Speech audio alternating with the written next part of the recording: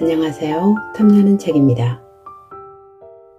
오늘 함께 하실 책은 내가 청개의 인생에서 배운 것들, 지은이 김도윤, 출판사는 북로망스입니다.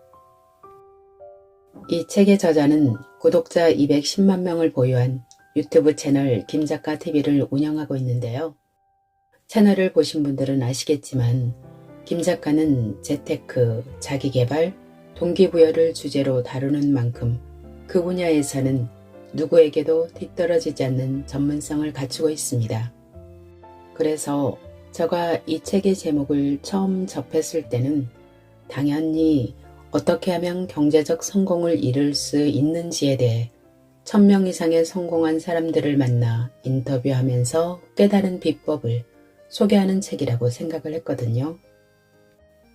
그런데 책을 열어보니 그게 아니라 자신의 아픈 가정사를 마치 파스텔 톤의 수채화처럼 담담하게 펼쳐놓은 에세이였습니다. 가난한 흙수저의 삶에서 시작하여 이제는 누구나 부러워할 만큼 성공 가도를 달리고 있는 그가 너무나 소심하고 자존감마저 낮아 친구들에게도 따돌림 당하던 자신의 학창시절 이야기, 엘리트형의 우울증과 조현병, 어릴 때는 너무나 부끄러워했던 택시기사인 아버지, 우울증으로 폐쇄병동에 입원했다가 끝내 스스로 생을 마감한 어머니의 이야기까지 밝혀가며 우리에게 말하고 싶은 것은 무엇일까요? 그리고 성공한 청개의 인생에서 깨닫게 된 우리 인생에서 가장 소중한 것은 무엇일까요? 지금 바로 탐나는 책과의 데이트 시작하겠습니다.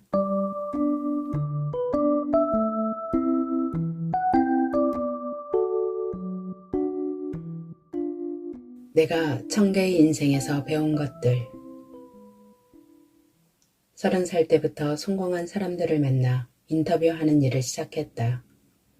벌써 13년의 세월이 지나 1000명 이상의 사람을 만났고 나 자신의 성장과 인생의 정답을 찾기 위해 10,000가지도 넘는 질문을 했다.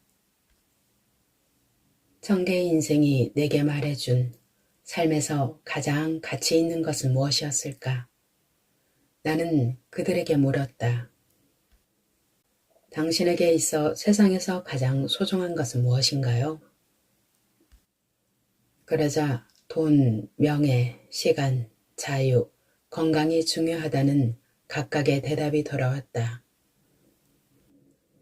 그들에게 다음 질문을 던졌다. 만약 오늘 밤 당신이 떠난다면 지금 무엇을 할 것인가요? 놀랍게도 그들은 다른 대답을 했다. 그 대답은 앞에서 나온 것들도 아니었고 일이나 취미, 여행도 아니었다. 그들은 하나같이 입을 모아 말했다. 사랑하는 사람과 몇 분이라도 더 시간을 보내고 싶다. 이는 성공이 아닌 행복에 관해 물었을 때 나온 대답과도 같았다. 사람들이 행복하기 위해서 첫 번째로 꼽은 것은 사랑과 가족이었다. 돈, 명예, 시간, 그 무엇보다 소중한 것은 바로 관계였다. 평소 일상에서 생각하는 세상에서 가장 소중한 것과 자신에게 주어진 시간이 얼마 남지 않았을 때 세상에서 가장 소중한 것에 대한 대답이 달랐다. 나에게 주어진 시간이 영원할 것이라는 착각과 익숙함에 속아 소중한 것을 잃어버리는 까닭일 테다. 2001년 미국에서 벌어진 9.11 테러 때 실제로 희생자들이 죽기 전에 남긴 마지막 말은 다음과 같았다고 한다. 내가 있는 층에 불이 났어. 사랑하고 니콜에게도 사랑한다 전해줘. 여기서 내가 괜찮을지 모르겠어. 정말 사랑해. 지금은 괜찮은 것 같은데 연기가 좀 많아요. 그냥 제가 엄마를 얼마나 사랑하는지 말하고 싶었어요. 안전해지면 전화할게요. 안녕, 엄마. 여보, 다시 볼 수 있게 되면 좋겠어. 만약 그렇게 안 되면 당신 인생 즐겁게 살아. 최선을 다해서 살고 어떤 상황에서도 내가 당신 사랑하는 것 알지? 나중에 봐. 난 아무래도 여기서 빠져나갈 수 없을 것 같아. 넌 정말 좋은 친구였어. 2003년에 벌어진 대구 지하철 참사 때도 그랬다.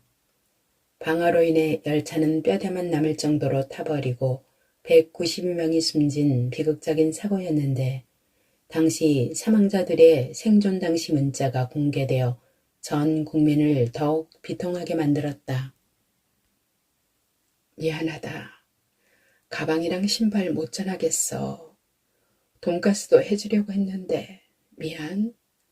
내 딸아, 사랑한다. 오빠가 잠시 급한 일이 생겨서 어디 좀 다녀와야 될 것 같아. 기다리지 말고 들어가. 알았지? 사랑해. 공부 열심히 하고 착하게 커야 해. 아빠가 미안해.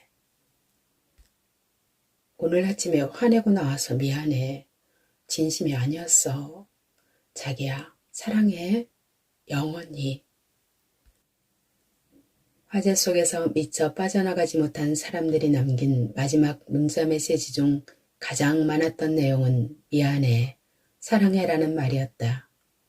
한국이나 미국이나 전 세계 어디서나 우리 생이 마지막까지 가장 소중한 건 결국 사랑이었다.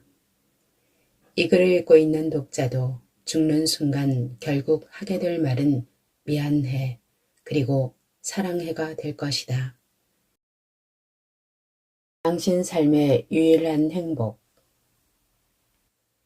엄마에게 행복이란 어떤 형체의 것이었을까? 사람들이 행복을 느끼는 포인트는 제각기 다른 얼굴만큼 다양하지만 엄마의 행복은 공장에서 찍어낸 정형화된 어떤 물체처럼 그 모양이 비슷한 것 같다. 자식과 함께하는 순간과 자식이 잘 되기를 바라는 마음, 엄마의 삶을 돌아보면 그것만이 엄마의 인생에서 중요한 시간이었고 행복이었다. 엄마는 자신을 위해 시간을 낼 줄 아는 사람이 아니었고 자신을 위해 돈을 쓸 줄 아는 사람도 아니었다. 엄마 시간의 주체는 엄마 자신인데 그 시간의 대부분은 내가 차지하고 있었다. 내가 갓난아기였던 시절, 두세 시간마다 잠에서 깨어날 때면 곁에 늘 엄마가 있었고 학창시절 학교 숙제가 있는 밤이면 엄마는 옆에서 나와 함께 끙끙댔다. 대학 입시나 취업 등 인생의 중대사에서도 엄마는 언제나 내 옆자리를 지켜줬다. 내가 첫 책을 내고 신문지면에 나왔을 때 하루만 참으면 기자를 통해 신문을 보내주겠다는 말을 엄마는 듣지 않았다. 아침에 일어나자마자 온 동네에 신문을 구하러 다녔다. 신문이 흔하지 않은 세상이 됐기에 엄마는 같은 신문을 여러 부 사기 위해 동네에서 먼 신문사 지구까지 찾아가곤 했다. 그렇게 구한 신문들은 친척들을 만나 식사하는 자리에서 우리 도윤이가 신문에 나왔어 라는 말과 함께 한 부씩 건네졌다. 그게 뭐라고? 우리에게 행복의 순간은 매 순간 바뀐다. 10대 때는 친구와의 즐거운 추억으로, 20대 때는 연인과 보내는 행복한 시간으로, 30대 때는 직장과 결혼 생활에서의 삶으로. 하지만 엄마의 세상은 마치 고장난 시계처럼 어느 시간대에 멈추어져 있다. 바로 자식이라는 시간에. 나이가 조금씩 들면서 자식에게 엄마가 가장 친한 친구가 되기도 한다. 나이가 듦과 동시에 환경이 바뀌면서 친구들과 멀어지고 세대 차이가 점차 줄어들면서 엄마를 이해하게 되는 부분이 늘어나고 결혼하고 가정을 꾸리는 과정을 통해 엄마의 고충을 알게 되니까. 그렇지만 대다수는 너무 늦게 엄마를 발견하게 된다. 우리의 변명을 무색하게 만드는 이유는 늘 엄마에게 있다. 엄마는 예전부터 거기에 있었으니까. 엄마라는 존재의 시침 자체가 어느 시간대에 멈춘 후 그곳에서 자식의 시간과 마주치기까지 기다리고 있으니까. 다행히 나는 그 시침에 너무 늦지 않게 도착할 수 있었다. 30대 초반까지만 해도 고향에 내려가면 오랜만에 만난 친구들과 함께 술 마시는 것만이 유일한 행복인 것처럼 정신이 없었지만 언젠가부터 특별한 경우를 제외하고는 최대한 엄마를 비롯한 가족과 함께 시간을 보낸다. 특히 엄마와는 꼭 한번 식사하려고 하거나 얼굴에 팩을 붙인 채 함께 누워 있으려고 한다.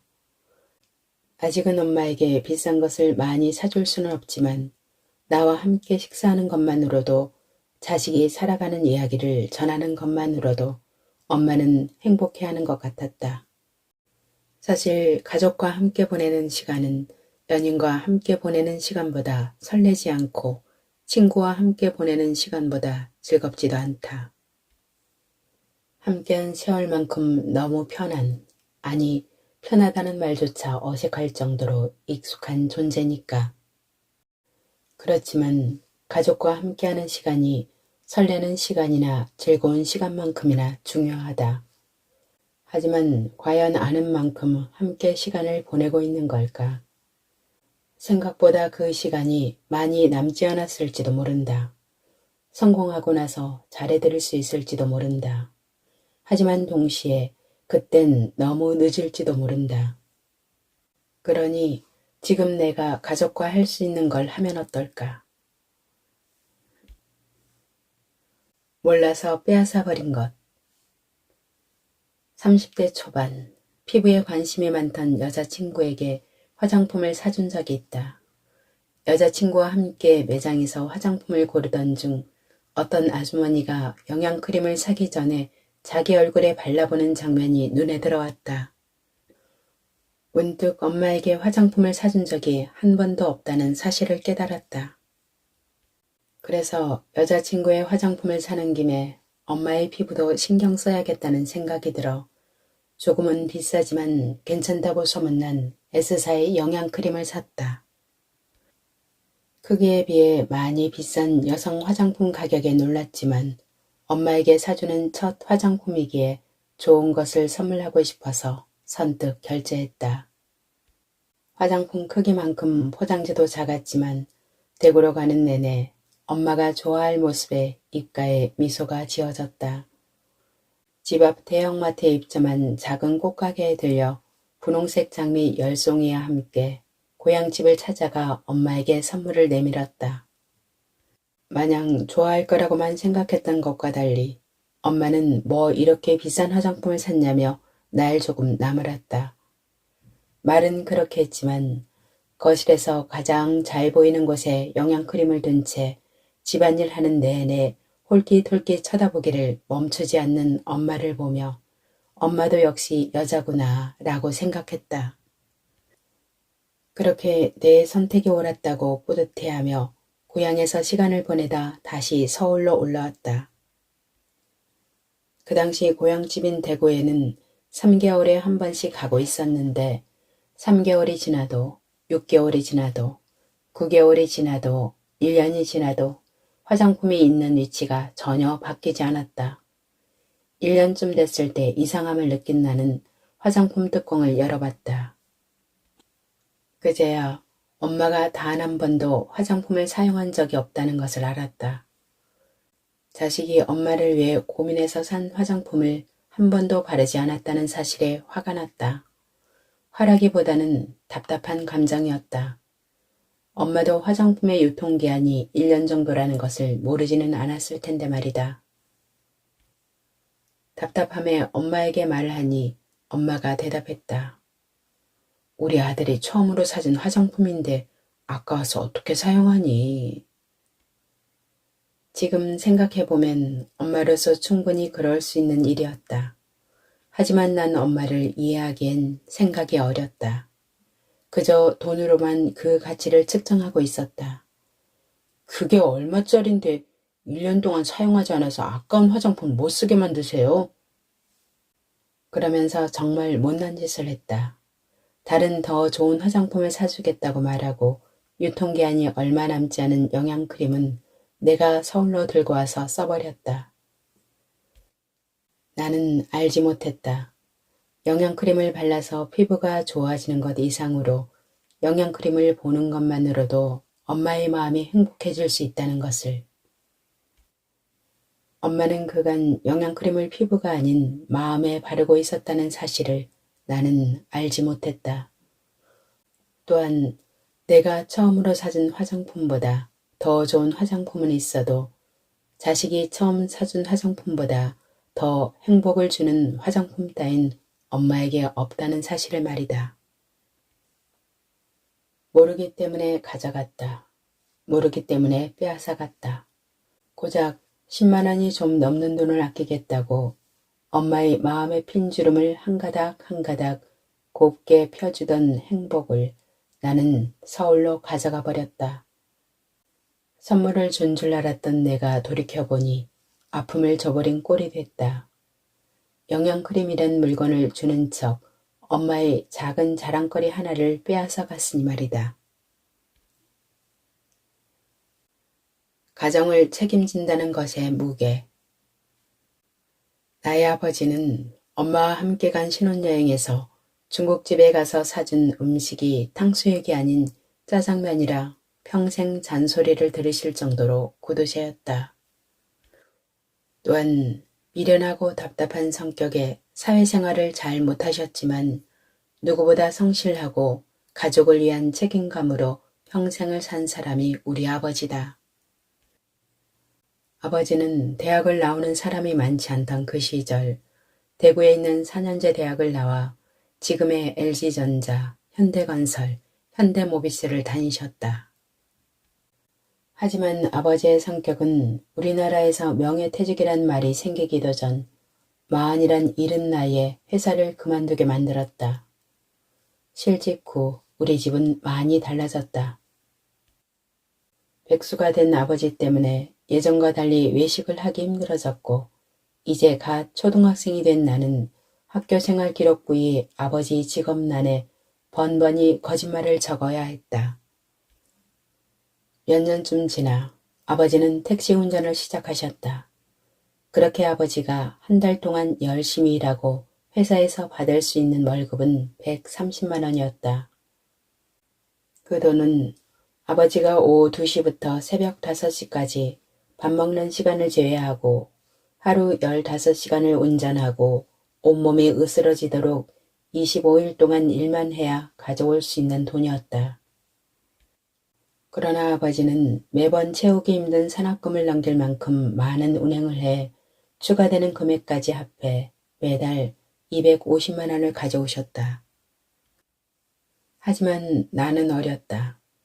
누구보다 열심히 일하는 아버지의 성실성보단 왜 우리 아버지는 제대로 된 직장을 못 가지고 택시 운전을 하는 걸까?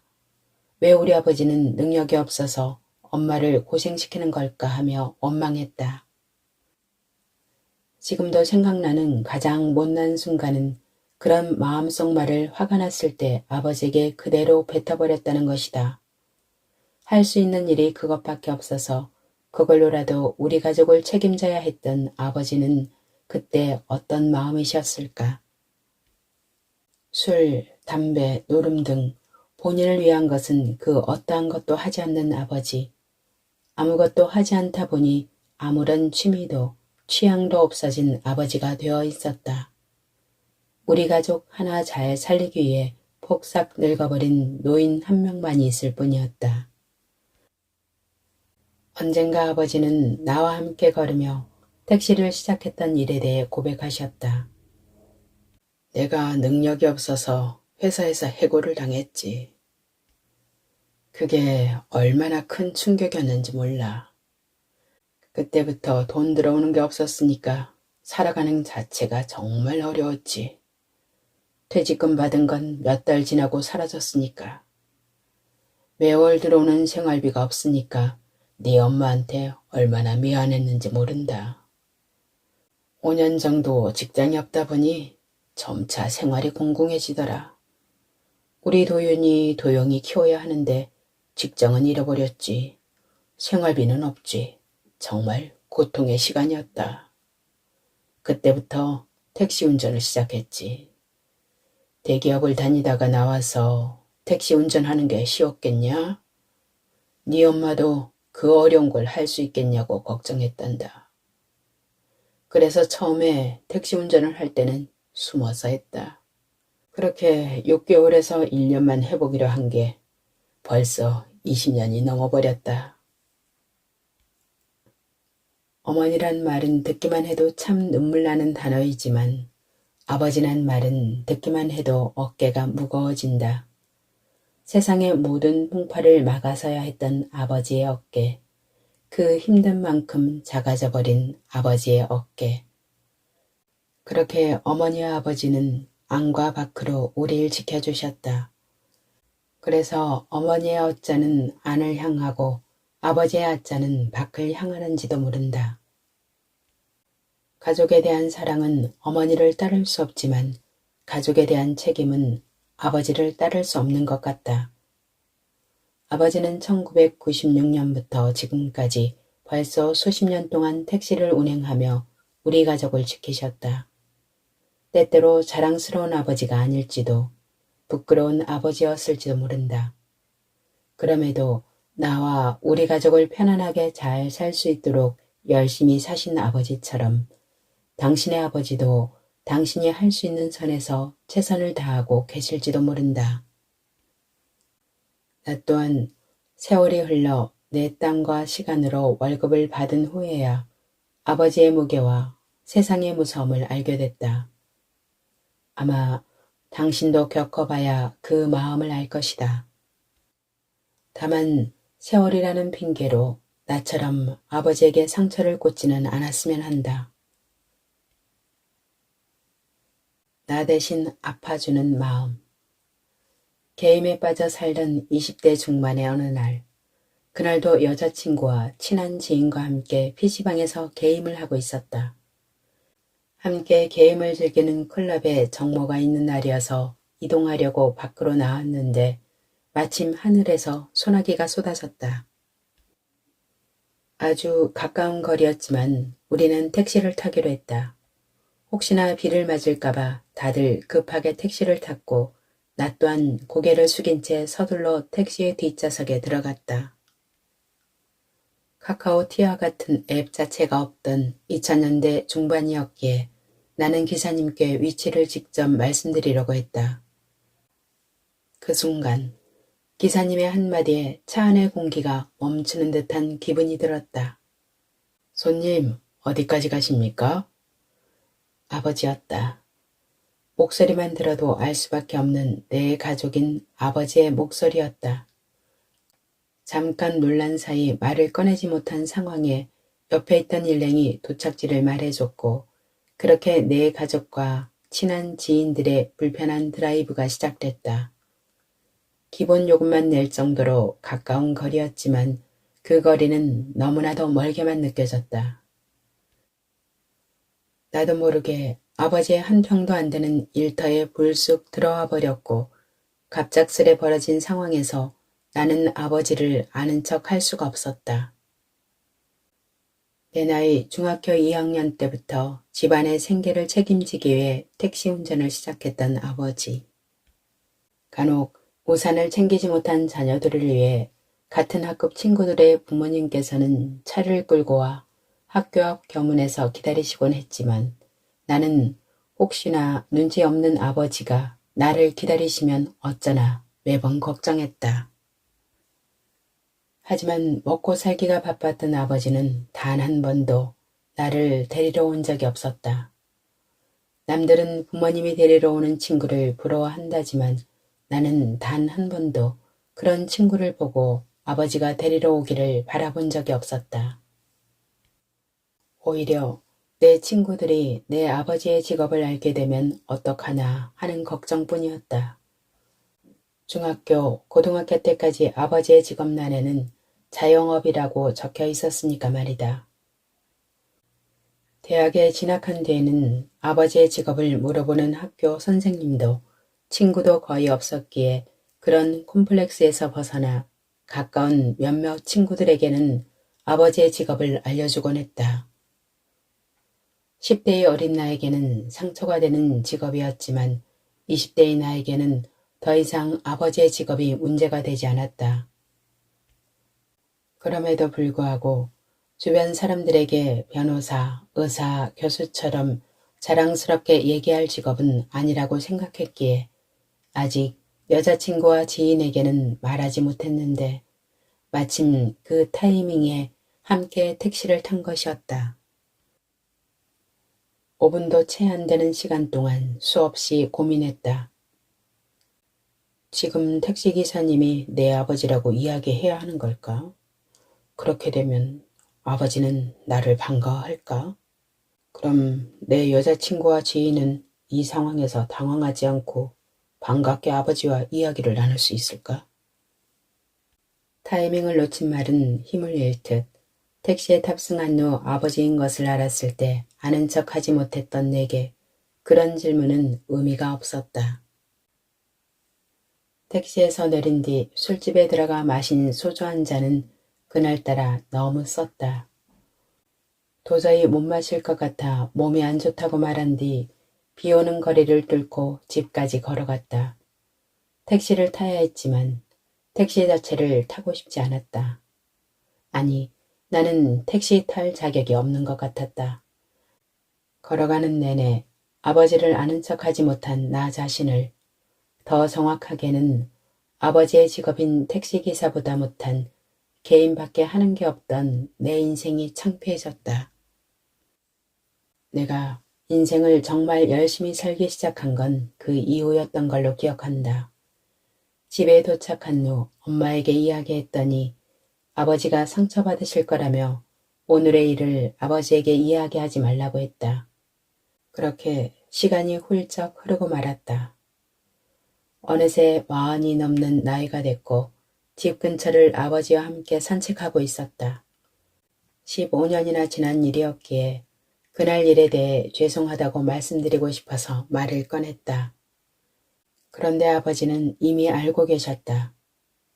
아버지는 중고등학생 때의 내가 상처받은 걸 알고 계셨고 20대의 내가 택시에 탔던 것도 알고 계셨다.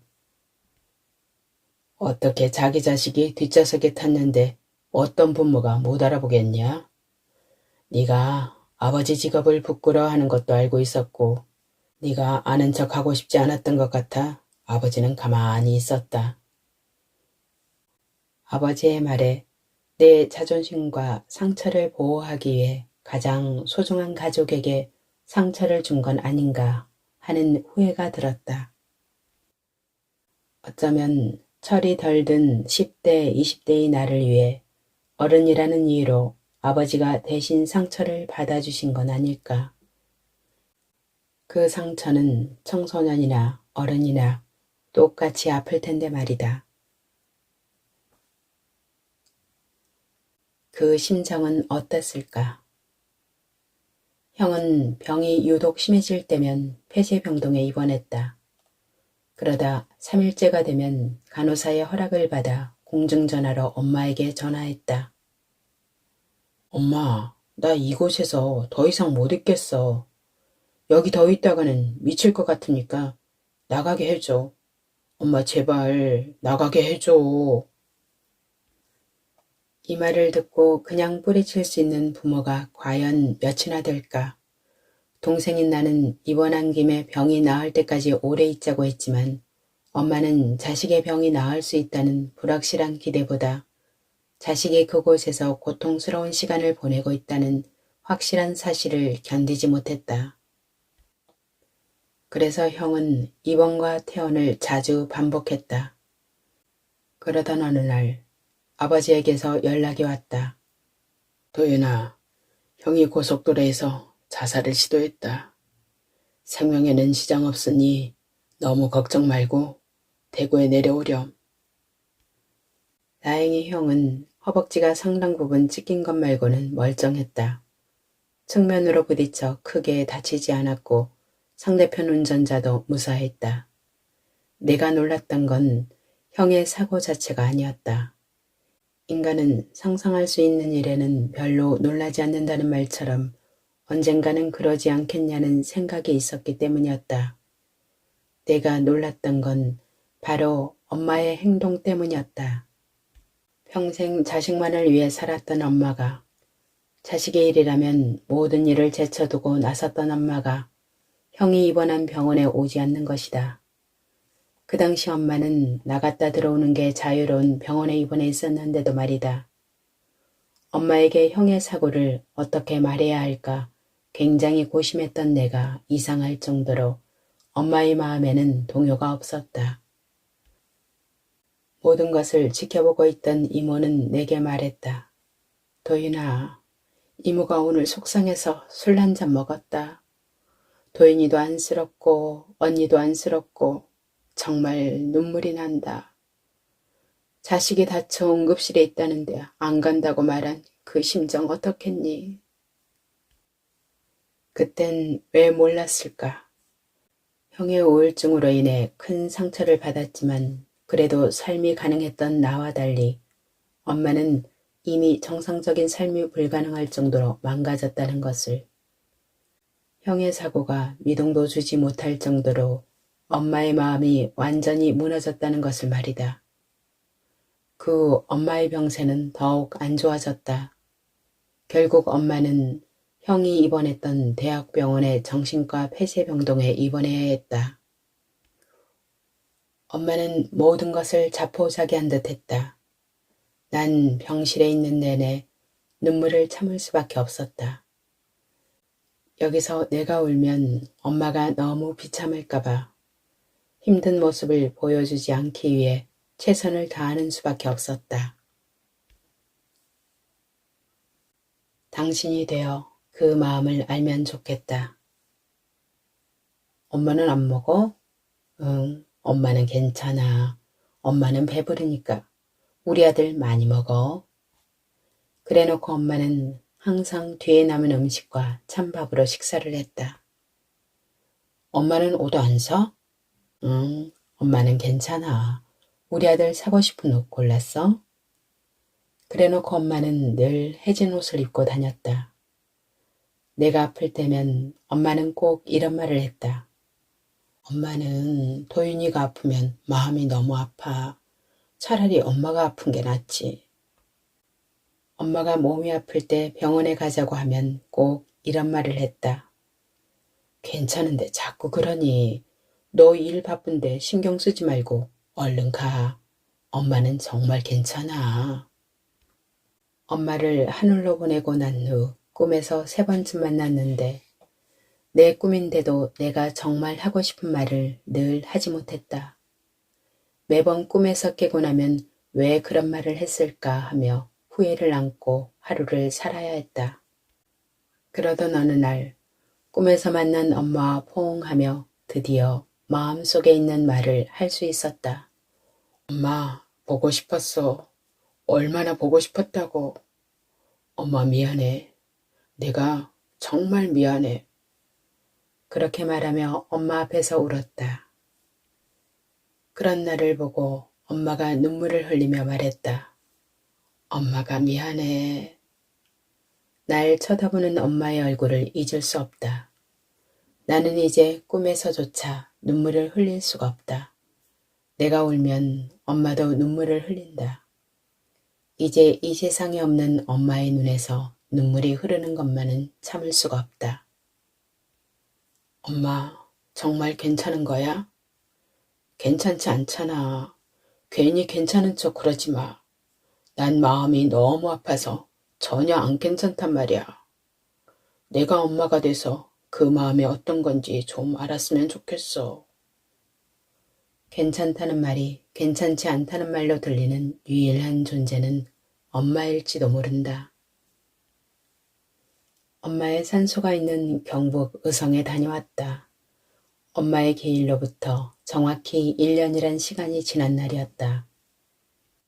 서울에서 대구의 고향집에 일찍 가서 하룻밤을 보내고 다음날 일찍 서둘러 집을 나섰다. 엄마를 보러 가는 길의 하늘은 파랗고 구름 한 점 없었다. 엄마를 만나러 가기 전에는 하고 싶은 말이 참 많았는데 막상 엄마의 묘지 앞에 서니 할 말이 없었다.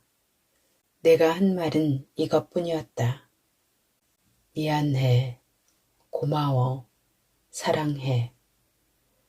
인생도 그렇게 살려고 한다. 미안한 일 덜 만들고 고마운 만큼 나도 고마운 일 많이 하고 더 많이 사랑하고 인생 살아보면 사실 별거 없으니까. 오늘의 낭독 여기까지입니다. 끝까지 함께 해주셔서 감사합니다.